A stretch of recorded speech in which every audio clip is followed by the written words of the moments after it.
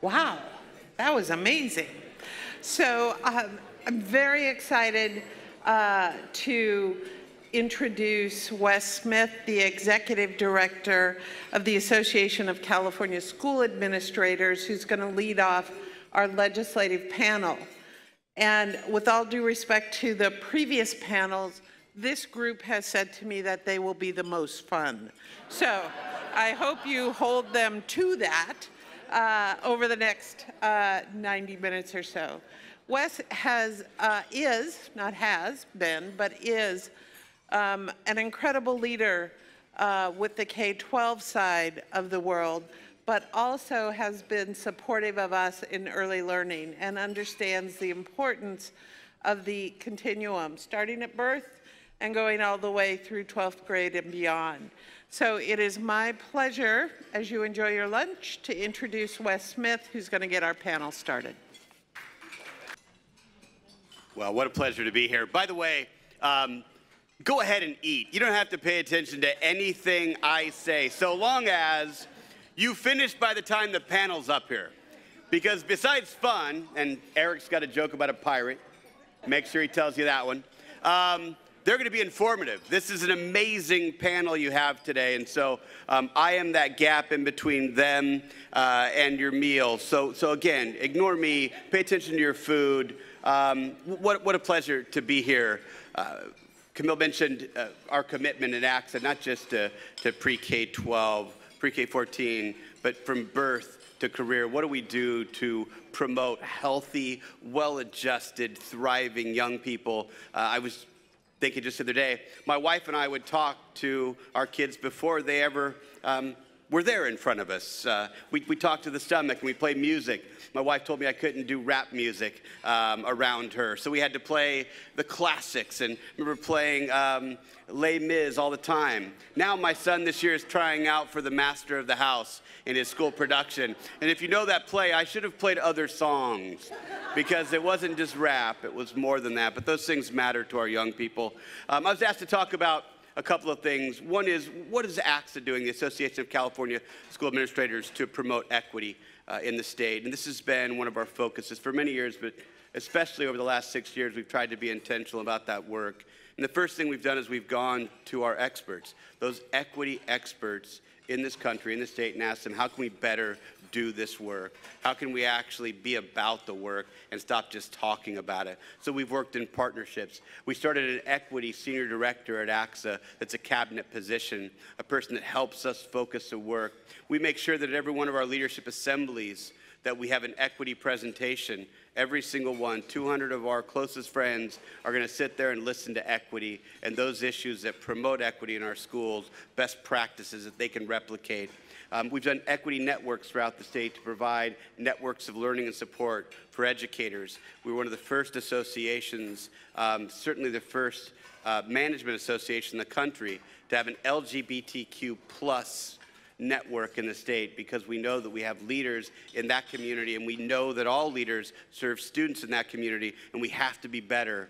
When those students are almost 50% more likely to attempt suicide, we have to be better about meeting their educational needs. So I'm proud of that work. But without full and fair funding, how can we really get to equity in our school system? And the panel will be talking about that in just a minute, and I'll let them really get into it. But you think about it, without the funding that we need to provide those opportunities and resources, right? Birth to career, we're not going to get there. I had a chance recently to write an article for the USC School of Education, their 100th year celebration. My friend Ryan Smith, who was with EdTrust West, would always talk about the achievement gap is really an access and an opportunity gap. And in this article, I argue that it's actually a priority gap, right? We look at California and we realize we have great diversity. We have more ELL students than any other state in the country. We're in the top 10 in the country in the number of free and reduced students in our state. And one would think that's a great challenge, but guess what? We also have great resources. We're the 5th largest economy in the world. We're the highest GDP in the country. And so one would think, while we have great needs, we have great resources. And yet, we're not funded like we have those resources. 42% in the nation, or 42nd rather, in the nation is not good enough. It's a priority gap that we have. When our prisons right now have eclipsed $80,000 a year for an inmate, and yet our students are 42nd out of 50, there's a priority issue here. We've got to do better. We are 45th in the nation in teacher-to-pupil ratio. We're 47th in the nation in administrator-to-student ratio, and we're 48th in adult-to-student ratio. We don't have the supports our students need. Resources, human resources, and others. We've got to do better than that. This panel will talk about those issues. We talk about how we're going to achieve equity in California. It really does start and end with this full and fair funding. Last thing I'll mention is there are efforts in the state to look at how do we do this long term. AXA is proud to work with some of the folks in the room and others soon, I hope, on this ballot initiative for 2020 that will once and for all put California where it ought to be and prioritize our 6.3 million students above all else. Thank you for everything you do. Thank you for being here. And I want to thank the panel for the fun that they're going to have and all the great ideas and important information that they'll share with you today. But to have them come up, I have to read this. And something happened with my last birthday. I can't read so well. Aron Hiron is going to be coming up, and he's going to be the facilitator for the panel. And I have a short bio. Aron joined the Bechtel Foundation in 2012 and is the Associate Program Director for the Education Program. Aron leads teams grant-making and policy and advocacy with an overall focus on supporting California's implementation of new math and science standards and on expanding civic learning, character development, and environmental literacy to improve the quality of student learning in and out of school. Please help me in welcoming to the stage Aron. Okay, first I'm going to introduce the panelists and invite them up, if that's okay. You know, it's hard to pick which one to go first, you know, in some respects. So I think we'll kind of do it in terms of 0 to 14, right? So let's start with the parent. That person representing parents in this state, Diana McDonald, president of the California State PTA. Please come to the stage. So pick any seat you want. Diana served PTA at the local, regional, and state level in various roles, including serving as the family engagement advocate, vice president for education, leadership, mentor.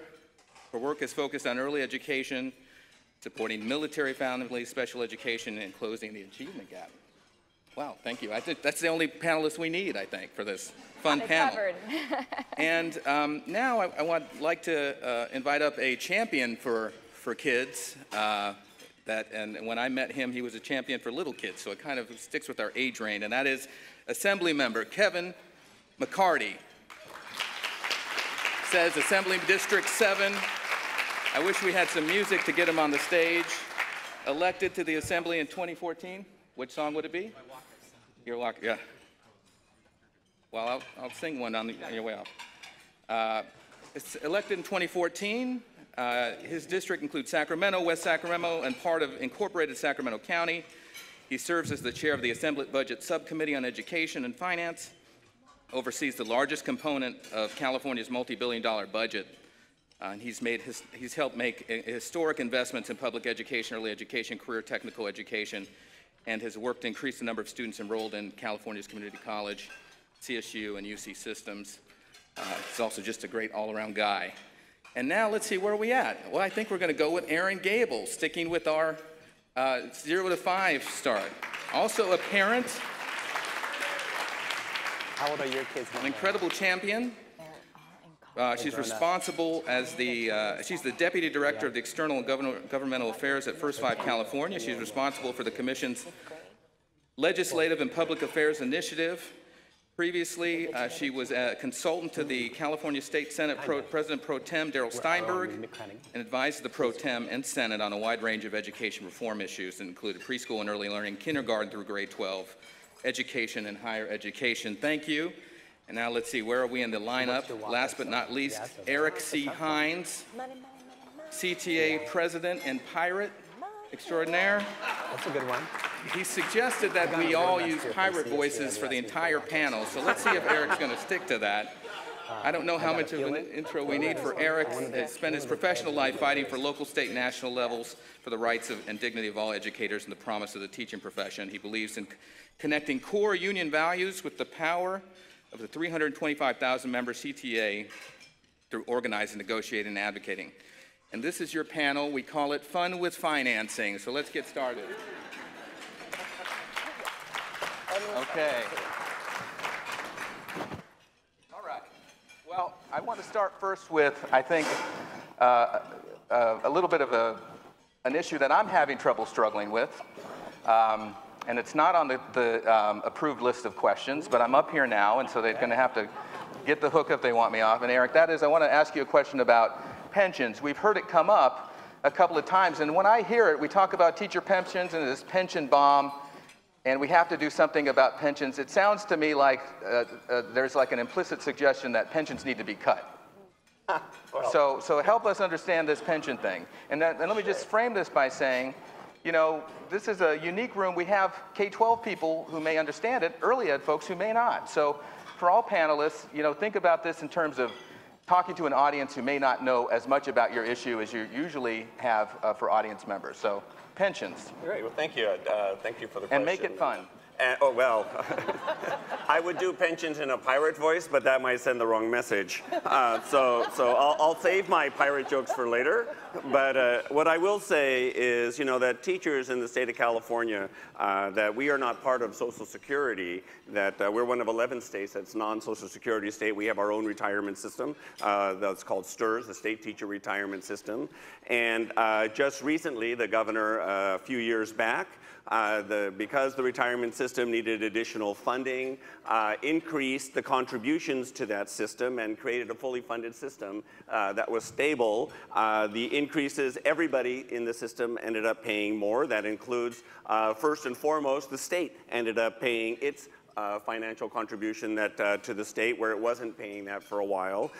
Districts increased there over time, and it was a good increase, but it was done over time so that districts would have time to build it into their budgets. And also the members, and a lot of people don't know that, you know, teachers also pay into their retirement system as well, and that was also increased. So everybody was paying more, but the benefit we got out of that was a long-term stability of a system. And when we're already working in a system where we have a shortage of teachers and you're consistently underpaid in an environment where, of course, everything costs so much, that having a secure retirement at the end of 30 years or 40 years of teaching is an extremely important tool to recruiting and actually retaining teachers into the profession. So that would make me think that policymakers need to take great care when they talk about fixing pensions, because there is no retirement benefit outside of that. Yeah, and I'll tell you absolutely the other piece is that a lot of people don't know, because we're a non-Social Security state. If you are coming in as a second career like I have, and you've paid into Social Security, that once you start collecting your state teacher retirement system, your Social Security is actually penalized. And this is money that you've paid into the Social Security system. It's called the Social Security offset, and it offsets your state pension. So the money that I've paid into my Social Security, I don't even get it all back. It actually gets offset by my state pension as well. So I get it kind of a double whammy. Okay, and I think I've learned more. Go ahead, Erin. Erin, if I could serve as your ECE bridge to this conversation. When you said that some of the ECE folks in the room might not understand what's going on with the pension system, that's no joke. Right. Because when we talk about how underpaid and undercompensated our K-12 workforce is, ECE is even dramatically worse, where we don't have benefit packages, where we don't necessarily have the same pension programs, where we are aspiring for K-12 parity for our teachers. So when we think about what fair and equitable funding is, big picture, and think about comprehensive workforce needs, we do need to be talking about pensions and benefits. So Erin, to stick with you for a second, so you know, a lot of the California story, as we hear it, is this good news story. We're headed in the right direction. We're got local control, and you know, I think you know, I sometimes feel pressure to say, yeah, it's all great. It's kind of like, you know, you're at Thanksgiving dinner and you know, everything's fine. But is it fine? And on the early ed side, it hasn't been quite the rosy 8 years as we talk about it for K-12. No, it hasn't. So I was really excited about this year's water cooler conference because it's an opportunity for us to recognize and to think about how to address our shared challenges between ECE and K-12 and the shared challenges that have actually become opportunities in some ways over the last 8 years with the passage of the local control funding formula, because the achievement gap begins at birth. The achievement gap begins with the opportunity gap. The brain science, the early brain science could not be more clear that those first months and years of life are absolutely pivotal for a child's future, and that is when the achievement gap begins. The role of the first teacher, the parent, is one that we've completely underinvested in as a state. And when you think about the early learning system then as an extension of that and the work with the first teacher, you think about the opportunity gaps we have to high quality early learning, the opportunity gap to the family supports and to health care that children need in those early pivotal months and years, that becomes the kindergarten readiness gap. And so basically it becomes a problem that the K-12 schools inherit. And so what does the funding picture look like? Because we heard something about Prop 10, and you've got that, and you've got Child Care Development Fund from the federal government, and there's CalWORK stages, and there's, and so what does that financing picture look like? We know that the gap on the K-12 side, we've heard about it. We need more than 30% increase. What does it look like on the early ed side? So this is where I'm supposed to tell the whole 10-year story in 3 minutes, You can tell right? everything. Right, that'll be fun, right? So remember the darkness and monsters that Governor Brown talked about in his last budget release, where he said, on this side of the map, where we see the revenues, we don't know what's going to happen because we've had these incredible years of recovery behind us. Well, those monsters were real and had very sharp teeth for the early learning system during the last recession. And we had about $1.2 billion slashed out of the early childhood education budgets across child care and preschool. And we then, unfortunately, went into a rebuilding period with a governor who really saw the cost potential of the early learning system and was concerned about that. And so employed a lot of his work with us in a cost containment direction.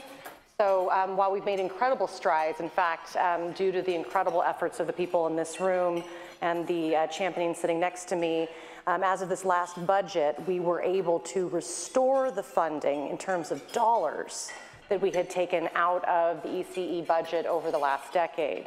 But we still have 1.4 million eligible children still left being unserved. And we still, despite having put the money back into the system, we have to be honest about the fact that we did not put it in the same way that we had it taken out. We made some very appropriate but hard decisions that we were going to set a new goal for our state around getting towards universal preschool, making strides towards that, and we have. At this moment, we're looking at 68% of eligible children being served at the age of 4 in one of our subsidized early learning programs here in California, which is enormous, an enormous achievement. We decided to make a commitment to adequate per-child funding, that we really wanted to focus on the per-child reimbursement rates, and to get that right, we've made good progress there. I would not say we are anywhere close, but we've made good progress. And then we made a priority around looking at quality drivers, thinking about professional development and what teachers need to succeed as the heart of the classroom. We did that at the expense of access. So we're looking at a huge gap, particularly in 0 to 3 and in school age in terms of care. But I think my small brain is thinking, if early ed does better, gets more money, improves quality, then kids are better prepared when they enter kindergarten or TK, first grade, second grade. There's just more alignment there, right? So that's the key part. Absolutely. And of course, parents are happy when there's alignment. Diana, I know because I stalk you on Twitter that you're all over the state. You've probably visited as many school districts and communities as some of the most traveled people in this room. So you really know how these funding conversations are landing at the local level. So just from your perspective, what is all this, what are parents thinking about when they hear, well, we don't have enough money, we don't have enough this, or we don't have enough this? And let me just say, for me, my wife and I, we could afford high quality early education, and we paid out the nose for it. And then our daughter started kindergarten this year at a public school, and immediately I saw, well, they need money for field trips. They have a supply target list, and they have to raise money so they can have the teachers' aides. And so now suddenly, that's how it's affected me. But how is it affecting parents and communities you're running into? Right. So I think, parents, we have a large job to educate our families, and we have new customers every single year when you get those kindergarten parents back in. Education and school finance is a simple thing that I can talk about in 3 minutes. There's just not enough money. And that's the truth. We've heard this from getting down to facts. We don't have enough money to do everything that our children not only deserve but need. So when you're looking at field trips, you're looking at supplies in a classroom. We know teachers are still going to Costco to buy food because kids are coming to school hungry. I mean, these are real issues that we have. We don't have clean water in our schools. I heard statistic lately that some of our schools have water that's worse than Flint, Michigan. That sticks with you when you know that funding needs to happen at a pretty large rate to fix all of these things. What we have seen is not only do we have a big job to make sure that parents understand how school funding works and what that means and how budgets are appropriated at the school sites and how it works, but you have to make sure that it resonates with a parent. What does this do to impact my child? What does this mean to me for it to actually resonate with them? So PTA has had a huge job in that. And I think with the passage of Proposition 30, we have also seen that there's been an increase in funding, but that's because we felt so bad, right? We had massive cuts to education. And so it's like, you give the dog a bone and they're finally like, oh, thank you so much. We have toilet paper now. I mean, that's really the sad truth of we have a job to do at this point in educating our parents on we are restoring education from the massive cuts that we had during the recession, but we are still not there. So I call it the lottery effect. Everybody thought when the lottery passed, boy, that saves school finance. We are fine with that 1% that gets to go to our schools to help with, curriculum. It's just not the truth. But the work that has to be done, whether you're looking at initiatives in 2020 or what's currently happening in our classrooms, is consistent. You have to make sure that you explain everything from how pensions and budgets work to the investment at a school site in transitional kindergarten to what programs that parents really want to see have happening in their schools. And so when you hear about the early education needs, how does that, what can the K-12 champions do to help on the early ed side? Right. So with full disclosure, I used to be a school board trustee. And one of the things that we talked about in our own community is how do you reach out to your preschool and early childhood educators to make sure you're bringing them into professional development and what you're doing in the school site. If you're looking at a continuum, you have to reach parents when they're young, right? We always say in PTA, get the kindergarten parent because you can hook them in and reel them in and they'll be there. But preschool parents are the best when it comes to that. But PTA has been a longtime supporter for early childhood education. PTA has been there all along about the whole child. We are there for the health and well-being for all children. That's been our mission for almost 22 years. We have a century of commitment to this. And, I think you do need to look at universal preschool or transitional kindergarten was something PTA was fully behind when that was being vetted through the legislature. And the reason that we're for that is because we know it works. We know that parents need to have access. And when you hear figures like the tuition at Berkeley is the same price as childcare for a year, well, how can we expect parents to actually pay for that when they are the working poor, right? How do you expect parents to make sure that their kids are in high quality preschool or early childhood programs when they don't have enough money to do that? So those are the things that, I think parents are faced with and we'll keep fighting for. Assemblymember McCarty, I want you to know that at least once a week at the foundation, we do a McCarty Google search to see what you're doing, because we like the bills you do, especially this last one that unfortunately didn't get past the governor's desk on data. We can't have an opinion formally, so I don't know why I keep talking about it, because I'm mic'd up and being filmed, but we appreciate all your public service. So this is the first time K-12 champions and early ed champions have been together in this water cooler. And we're at a moment when state leadership is going to change. And of course, everybody is savvy, so there's probably 1,000 different plans for how to come at the next governor or the next SPI or what to do. What's your advice as you think about both early ed funding being inadequate, K-12 funding inadequate? What is the right way for a field of champions to engage? How should they be doing that? Sure.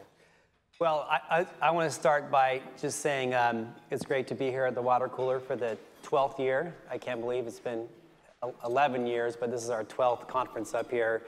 And the success that we've had, in large part, is because of people coming together and advocating with one voice. And so I'll come to that back in a second. But yeah, it has been my passion being a champion for early education, just frankly, P through 16. That's kind of the issue too, the whole continuum of education. And we'll be back at it. And that's the great part about the legislature. There's always tomorrow.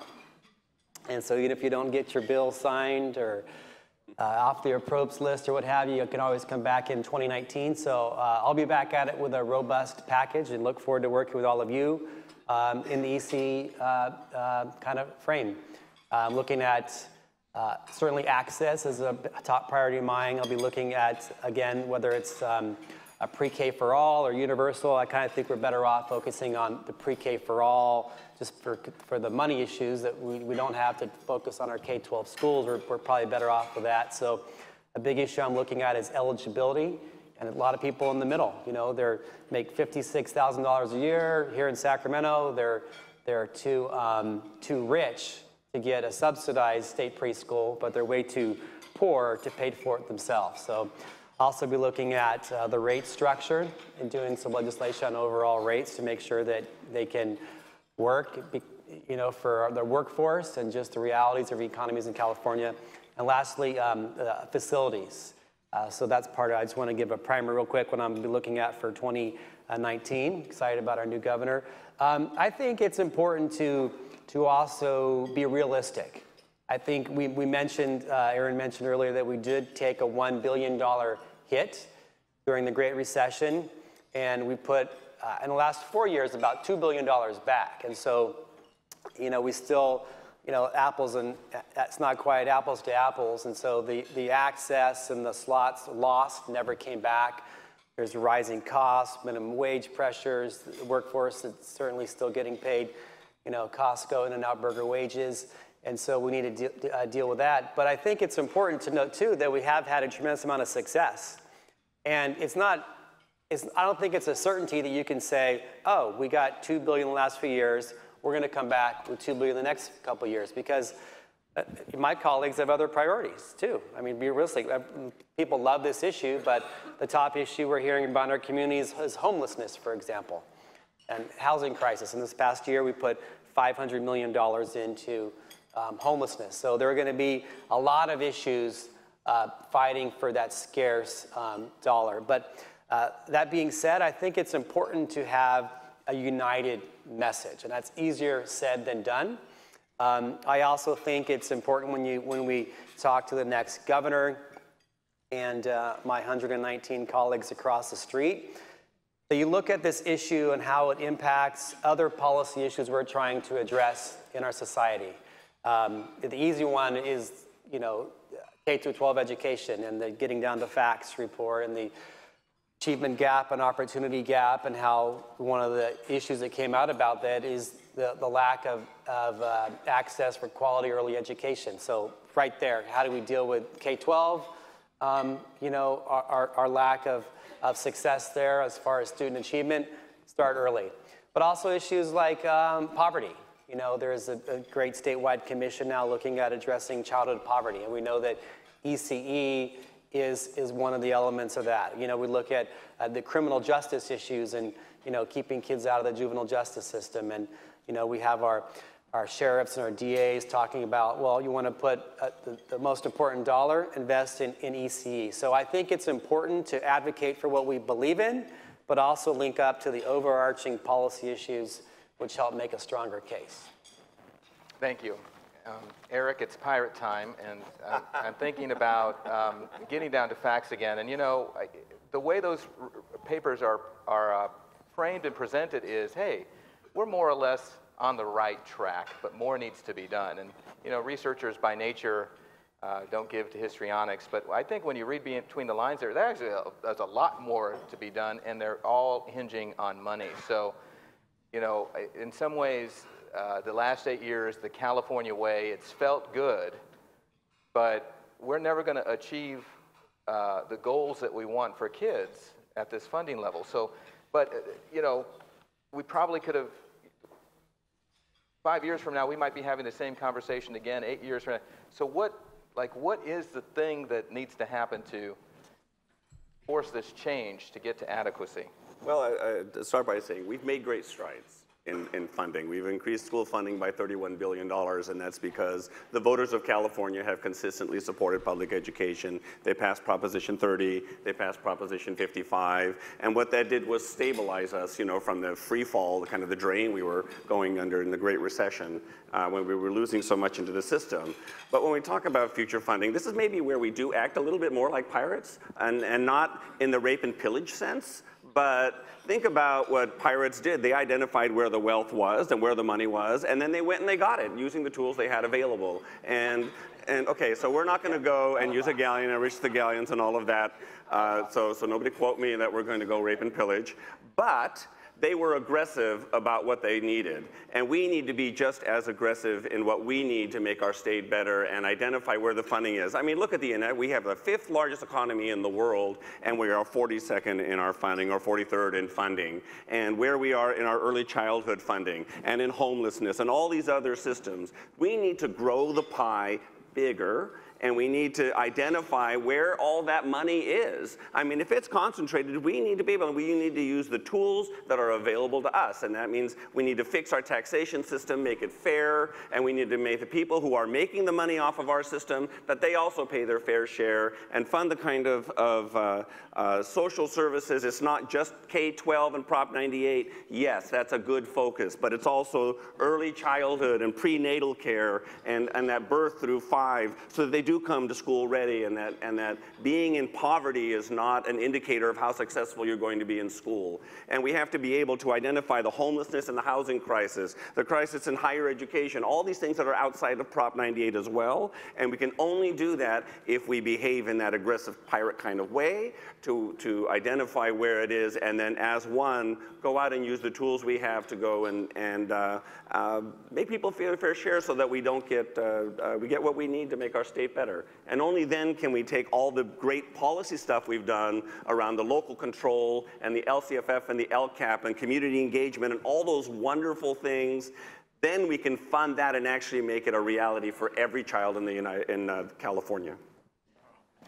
Ooh, okay. All right. Go ahead, Diana. Good job. I think one of the things that we can also look at is in education, we've been talking about a full systems approach. How do you do this full systems approach? And I think we need to do the same thing when it comes to California. Where is the money, where has it gone? So you had vehicle licensing fees, those were gone. That was like $5 billion. You have the privatization of prisons and how much money goes to corrections. We talked about this a lot. That has been a huge focus. But is there the political will to start to do these things? Because that's what it's going to take too, right?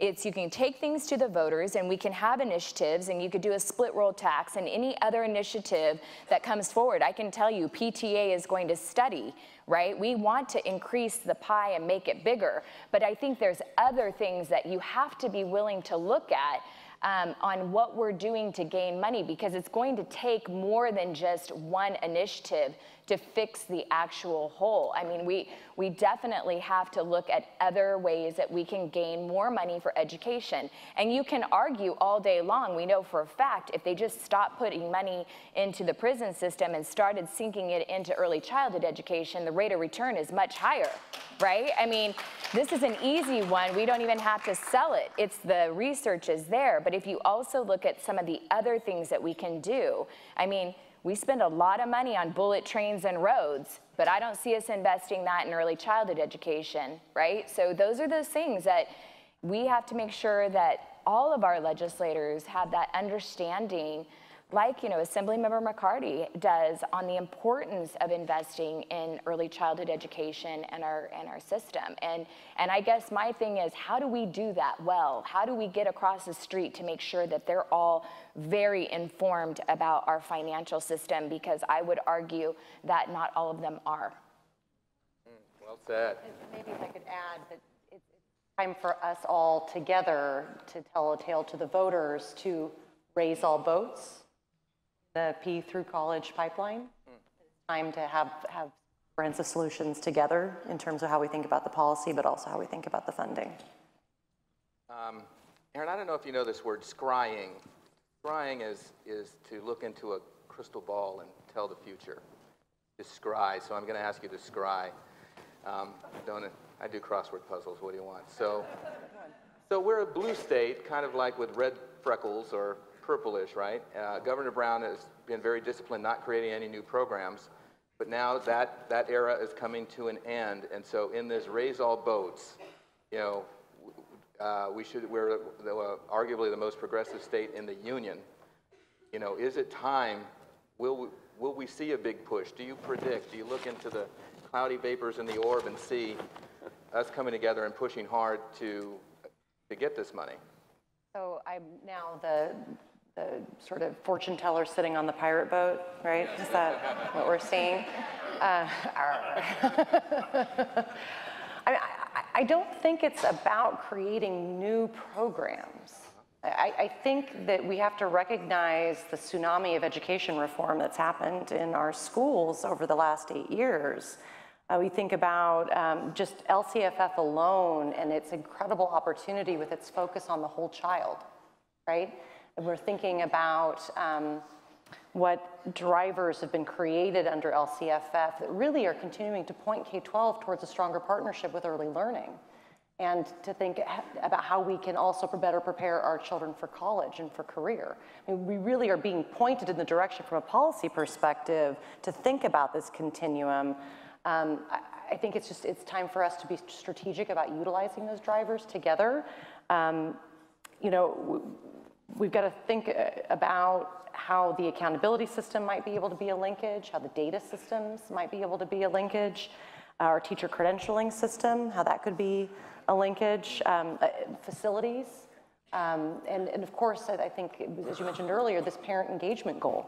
Right? Parent engagement is a core tenet of early learning, has been since the inception of our programs, and how can we think about coming from talk, read, sing to parent engagement in these high quality early learning settings of all types of settings, and bridging into our K-12 systems. Oh, Aaron, I'm loving this. I'm asking you a question about money, and you're saying, well, we need to connect these things first in a way that's meaningful, that actually will get us the quality. That's really exciting to me. Assemblymember McCarty. So when you hear that, the connecting of these fields and the connecting of these advocates, how does that affect what you will do? Is that, you feel like you have stronger backing?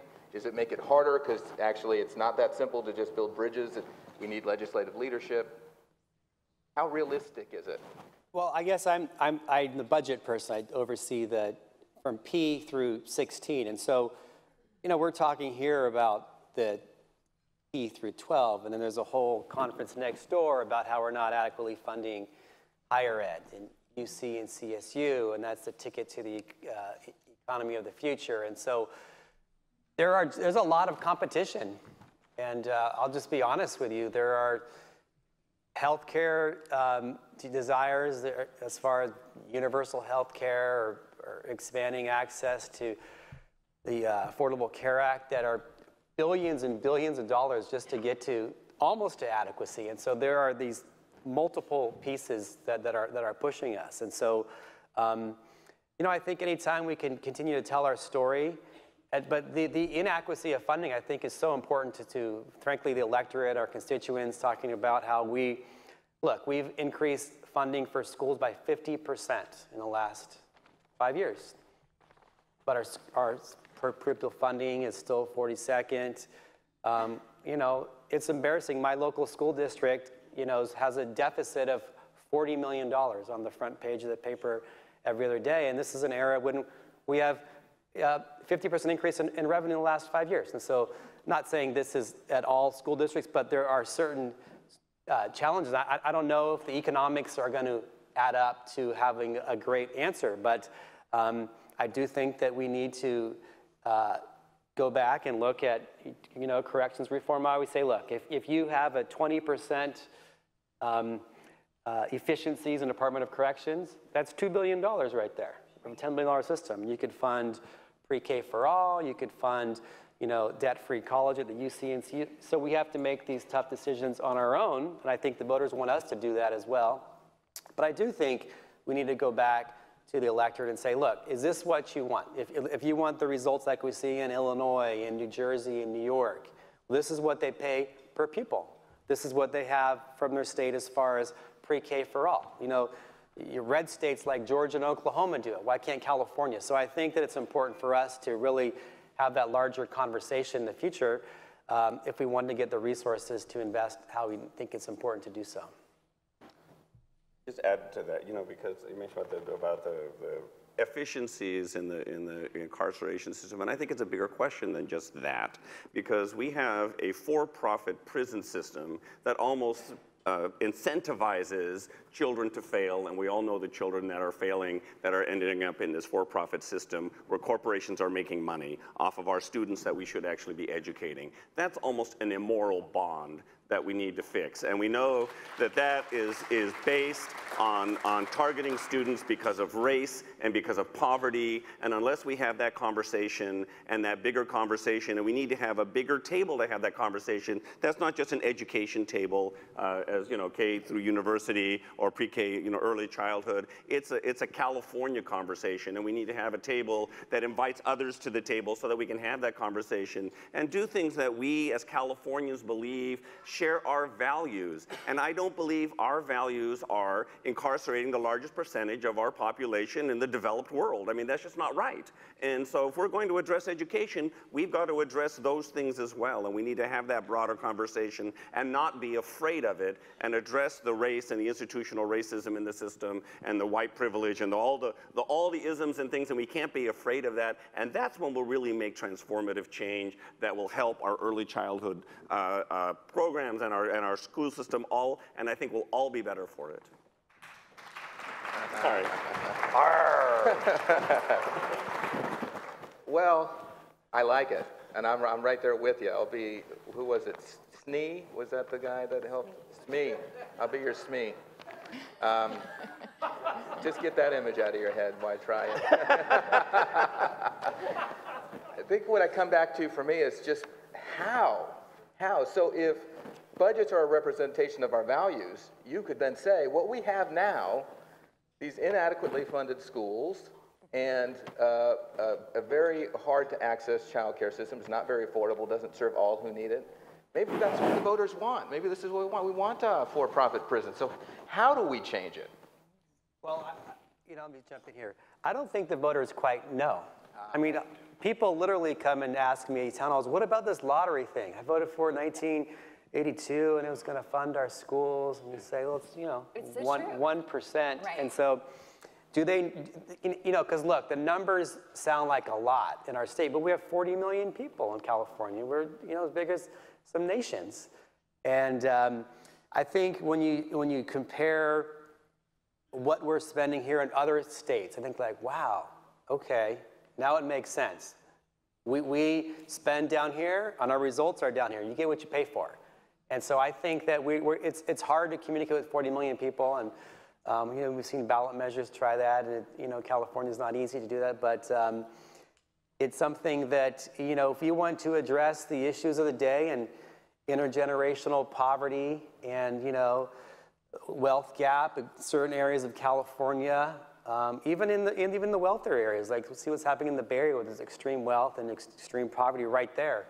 That you need to have a tough conversation as far as these investments, and especially when you look at our economy, a knowledge-based economy, that you need to invest in education. I think one of the powerful things about these groups is it's not just a preschool provider or a teacher, but coming in with the police chief, the DA, the Silicon Valley Leadership Group, the LA Chamber Delegation, and talking about how all this really matters if you want a vibrant economy. That's how we're going to be able to make the case to my colleagues across the street and the people of California. Don't know, Diana? So the other thing is explaining Proposition 98 to people. That is super easy. I mean, truthfully, the way that we are hinged on Prop 98, the volatility of our economic system and how schools are funded also needs to be addressed. Because one year when you're on an upswing, everybody's doing great, but we're so fearful to implement more programs to do STEM education and the arts well, because we never know what's going to be the next big hit, right? It's always out there, that forecast of what's going to be cut, when's the next time, right? The investment in things takes time, and it takes that long-term commitment. And those are the things that I think we have to look at when you're looking at initiatives. Those are the things that you have to have conversations with parents about and be honest about, because that the whole concept of how school funding works in California is so complex. And again, it goes back to not only educating our communities and our parents on how that works, but educating the legislature on how that works, because they also have new people that come in, right? And if this isn't their background, then they need some help and support so that they understand what you're going through out in your communities and in your schools, and what parents are going through in their own schools. I mean, it is the truth that they're being asked to fundraise, to backfill what we continuously see as the government's job. And frankly, that's just unfair to parents. You know, PTA used to be the icing on the cake, and we have become the eggs and the flour to make it. And that is no longer what we should be having in this state. It's an embarrassment, frankly, to be such a huge economy and to see so little money going into our education system. Ooh. Go ahead, Erin. If I could just add, it's very clear we have a big sales job to do.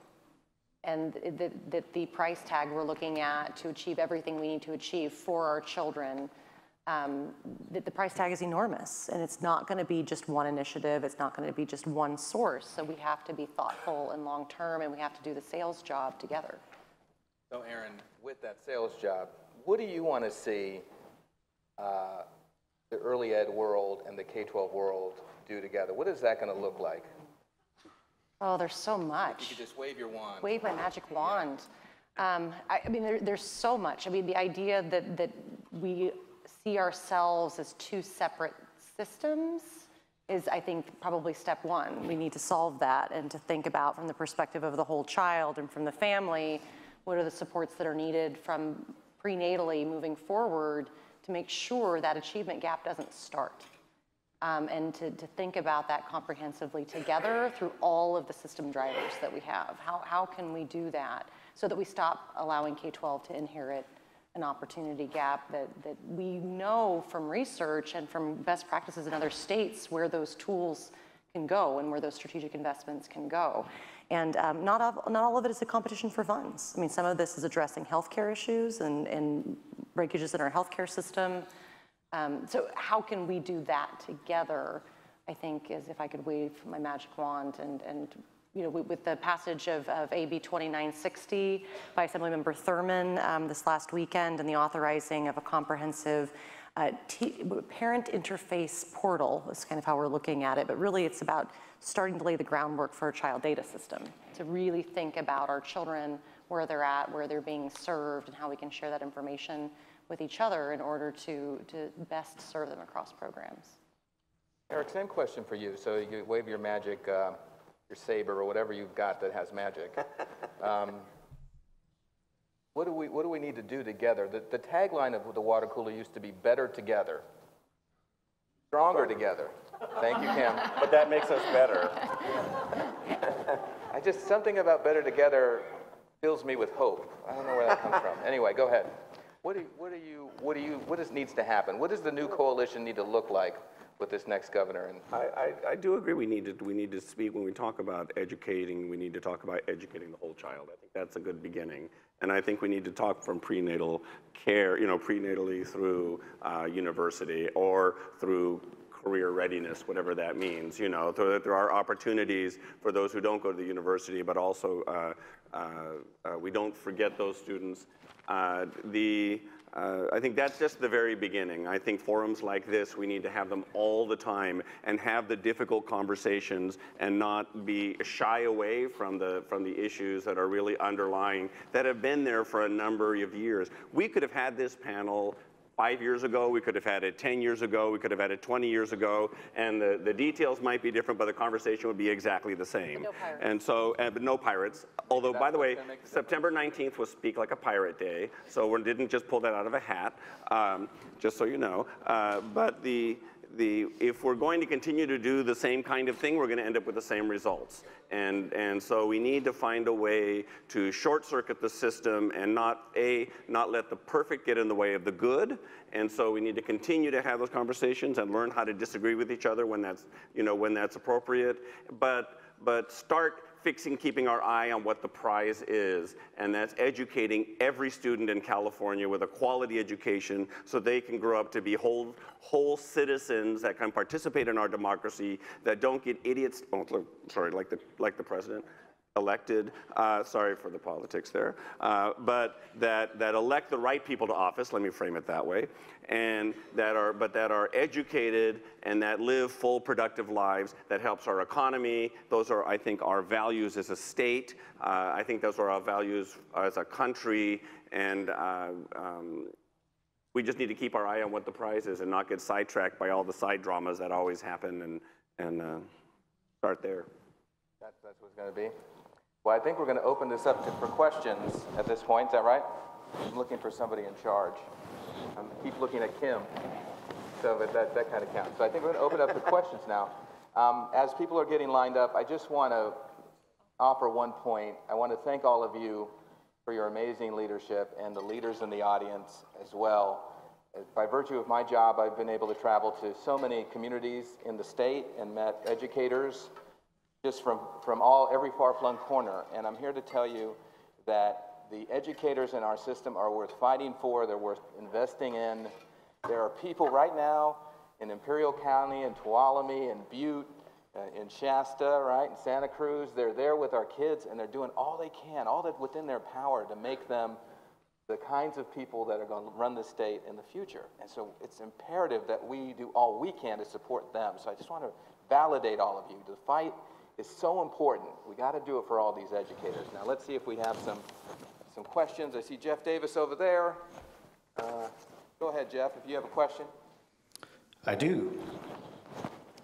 Hi, I'm Jeff Davis with the California After School Network.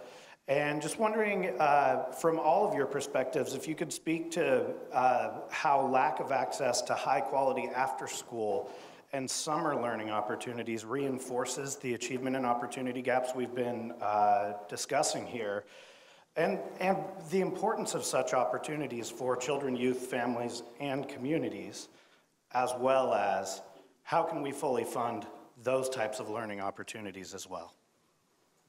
All right, I love it. I used to be a youth worker in an after-school program once a long time ago when, no, I wasn't hip, never mind. Go ahead, Kim. Yeah, I'll just say it's a priority of the legislature and of mine. We've tried to increase after-school funding support. I know the initiative created a program here in California about 10 years ago, and it's had relatively flat funding, but with the increases in the minimum wage and cost of living, there are fewer kids being served, and that relates to not having, after-school help with homework, and we see those programs in the summer and the, summer slide. Those are real. I will note there's a strong push, which I'm working with too, to try to make sure some of the marijuana initiative dollars go to this, and it's not going to be like a lottery of panacea. But there's, I think, a strong link here, because when the initiative passed by the voters, the promise was tax and regulate and pay for programs like after school. So I think it's important to keep that promise. And I do think there's a strong opportunity next year to really make a big investment in after school. I know our hopefully incoming governor has spoken about that as well. So I'm hopeful that we've been competing, frankly, with Prop 98, where we're woefully underfunding our schools. And so I think this is an opportunity to really address after-school programs in California. So thank you. All right, thank you for that answer. Let's go to this corner. Hi, Bill Sperling. I'm Child 360. Thank you to the panel. I have a question for the panel. Over the last 2 days, we've heard sort of as a repeated theme that we are very low in spending on individual per pupil, but we're very high in the world economy, 5th, I think. We've been hearing these statistics. I think the potential problem with that message is when you say we're the 5th largest economy in the world, that's a tremendous success story.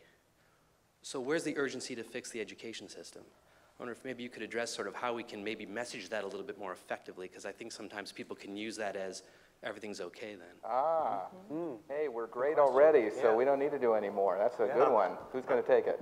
We're riding on the fumes of past investments and infrastructure that have been done strategically for generations. I mean, the idea that some of those fumes have continued to provide enough gas to get across the finish line is not surprising, but we haven't done anything in the last generation to truly develop the human infrastructure that we need to continue moving that economy forward. We are importing genius from all over the world who are attracted to California's economy and to the California dream and promise that we're not providing to our own children. So I think that that is a fundamental problem we have to address, and I think we can look at it straight in the face. And I think also when we talk about the success in the system that one, it's not even, and I think we see that there are certain communities where there isn't success, and it's because of the long-term starvation of the system. And where we have seen success is frequently on the backs of the workers who are giving of their own time and their own money. I mean, the fact that teachers are still spending out of pocket for those resources to help their students succeed, but it's unsustainable. And I think as the housing costs continue to rise and workers are being pushed out of being within driving distance, and that ties again to the after-school care. We know that it disproportionately impacts certain communities because of longer driving times and longer commutes. And we are the 5th largest economy now, but I don't believe that if we don't change the disparity in the wealth and deal with some of these structural issues, that will continue to be, because I don't believe it's a sustainable system. You know, I'm going to crib from somebody's presentation I heard recently, which is that kindergartners that are in school today, like my little one, will graduate in 2031, and 65% of the jobs that'll be available at that point aren't there now. And so it's kind of like if you were in kindergarten in the 90s, you didn't think, well, when I grow up, I'll write a blog, or I'll be a social media maven, right? So part of my answer to that is if we don't keep keep investing in K-12 and helping teachers stay current, that we're not going to have them ready for the economy of tomorrow. And California has something that I think in spades that many states do not, which is tremendous diversity. So the opportunity to invest in schools here, especially around dual language, and this is an issue that crosses over, is just going to add to our economic competitiveness, I think. So we have some more questions over here. I see Carol. Go ahead.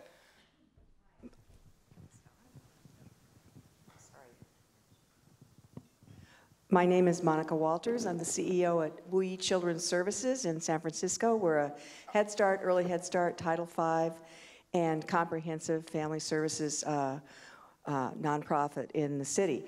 I'd like some comments or suggestions on local funding. The voters in San Francisco recently passed Prop C. It was a citizens' initiative put on the ballot by gathering signatures. We worked long and hard weekends, et cetera, to generate $140 million new dollars for early care and education in San Francisco. That money was coming from an increase in the commercial rents tax. We passed it successfully. Very small increase on only the highest income properties, over $1 million or more. And this money was to be used for clearing the wait list of 3,500 infants and toddlers that we have in San Francisco, adding money to the workforce, specifically to increase salaries for our educators, our early educators, and then also to increase vouchers for middle-income families. It passed successfully. As soon as it was passed and validated by the Board of Supervisors, we were sued by the Howard Jarvis Taxpayers Association, the California Business Roundtable, and the Business Owners and Managers Association of California. So this is what happens when you don't have business really buying into the agenda. And I think that it's a test now, whether or not we're going to be able to see this money ever. The voters spoke, and yet we're going to be held up in court for several years on appeal from the business community. And these rents, by the way, are still some of the lowest in the country. And so my question is, what do we do about things like this when voters actually take it into their own hands, advocates are there, and we get sued? Okay, so I think the question is I'm hearing it is you still have these opponents to increase revenue, you know, that you're never going to get on your side. What do you do? Well, I don't know about that specific. I applaud San Francisco. There's very few kids left there, frankly, anyway. The last one turned the lights off when they leave. They say there's more dogs than kids in San Francisco, right? That's the story there. But is that true, Aaron? I don't know. Okay. Sounds true. Yeah. But I think, correct. And I think that we ought to. But you raise an issue that I think is going to happen up and down the state is there's going to be frustration. We're not going to be able to do it all at the state level. So you're going to see more and more jurisdictions going about the parcel tax rate. We're looking to lower the thresholds of some of these, vote total in California. There's a few measures doing that. But that relates to issues that, right here down the road in Davis, they've had, 5 or so parcel taxes, and their school system is outrageous. And the people there say it's worth it because their property values are, increased as well. But other cities in Southeast LA, they don't have that type of revenue. So you're going to get more inequity in our public education system, which is why we need a statewide basically commitment to focus on adequacy in funding. But I do think you'll see more and more jurisdictions go the parcel tax rate for K-12 education, early education, just for kids programs. I know there's measures right here in our community we're talking about right now for 2020. Okay, Carol, give him a zinger. Hard one. Okay, I'll try. I have to say I am from San Francisco. I was just cheering her on. We've danced around the issue of money a lot. We haven't been specific. We haven't talked about, for example, the legislature saying we're going to create a long-term plan, because it's not a mystery of how much money it's going to cost. The pie has to be bigger. And what is the responsibility now that we're pretty sure of what that shortfall is, not only for K-12, but for pre-K, but for health and social services, of the legislature coming up with a long-term plan of we're going to do this year, we're going to do this year, and then having an opportunity to sell it. What I see now, quite frankly, is, well, this group advocated more, this group advocated more, but it's not part of a long-term cohesive plan to address this. And I really believe that that's part of the responsibility of our legislature. That's my question. Will you do it, guys? Mm-hmm. I concur. I don't think that you are incorrect in that assessment. We're kind of schizophrenic a little times. What's the tiny thing, the loudest voice we need to focus on? I will say that I know we have educator groups here, school board groups, and so one of the frustrations that we've seen in the legislature the last couple of years is we have put a tremendous amount of money into our school system, with the LCFF investments. And we made progress, but we haven't been able to bring back, like you mentioned earlier, the STEM after-school programs, the sports and music and arts and the basics. And so, even when we do have resources available, we're not always able to address because of other issues, fixed costs with our school districts. So we have to realize as well. And I think that at least on the early learning side, that is part of the intent of the Speaker's Blue Ribbon Commission, right? Which you are a member of course, and this idea that I think we've recognized we absolutely do need more of a blueprint to sell to our coalition partners, our potential coalition partners, and to sell to the voters. Yeah, if you look at schools, when they do any type of bond or parcel, they are specific in what they're trying to achieve from that so that their voters get behind it. And so I think from like a perspective of California, well, what are we trying to get behind? If we don't have some type of roadmap that actually shows what are we trying to do, what are we trying to implement in our schools, it's hard to sell that to somebody. And I think with parents, if you are looking at creating a sense of urgency, they have to know how it impacts them.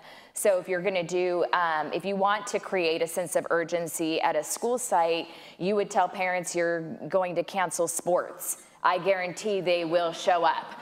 I've had it happen. So they get there, right? But you don't want to threaten things, but it's the truth. These things are volatile and you potentially do see these cuts happening in schools.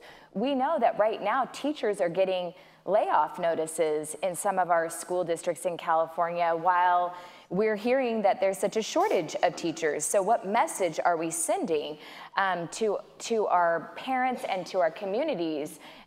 We have to be more committed in that. And I do think that the legislature can pull in the experts that could help them with that mapping and a blueprint of what do we want to do to invest in California's kids.